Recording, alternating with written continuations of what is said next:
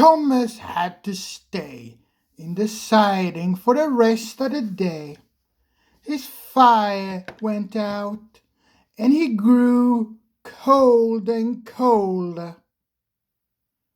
The rain fell more heavy, and what had begun as a splendid day had turned into a disaster. "I wish I was in my warm shed," he said to himself miserably. At last the inspector returned.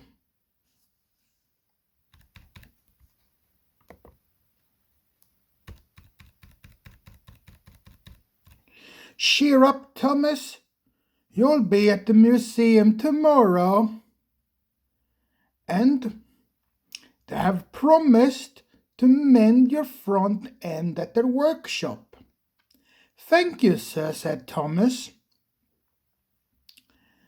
"But if I can't run on rails,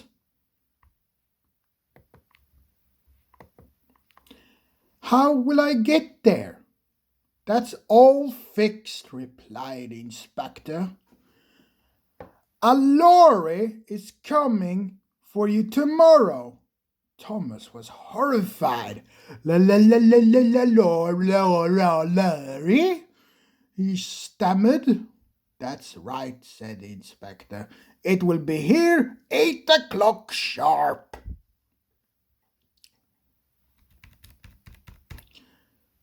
Thomas slept badly that night.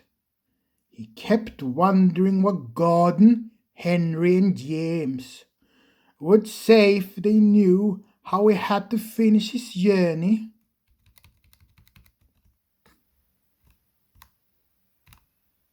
On a lorry. He almost thought that he could hear them laughing.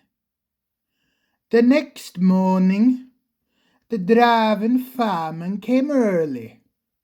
A diesel shunter came to push Thomas out of his siding and torched the road, where they found the lorry waiting. A steel cable was fastened to his coupling.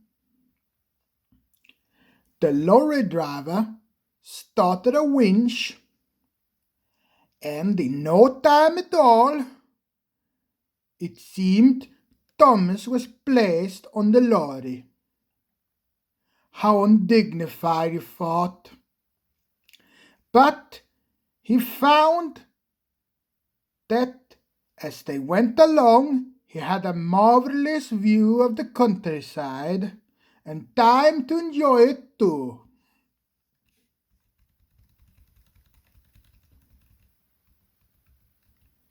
But Thomas soon began to feel bored. At last, houses began to appear on either side of the road. "Perhaps it's York," thought Thomas hopefully. It was, but the lorry driver was unsure of his way. He parked the lorry to find a telephone.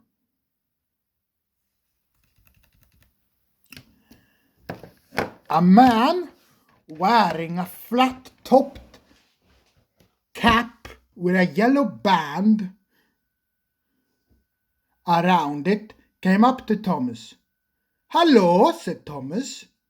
"Humph," said the man, and he wrote something in his notebook and went to the front of the lorry.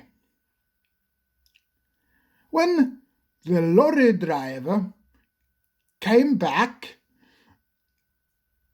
Thomas heard him say a couple of curse words and then slam the cab door crossly.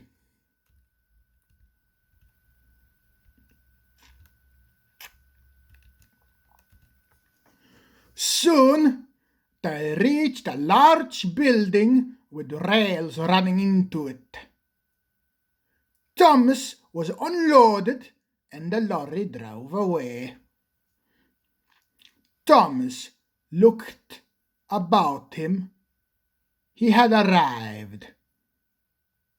When his drought and famine came, Thomas told them about the man with a flat cap. They laughed loudly. "How do you do it, Thomas?" they spluttered. "That will make the fat controller's day, that will." Thomas booked for parking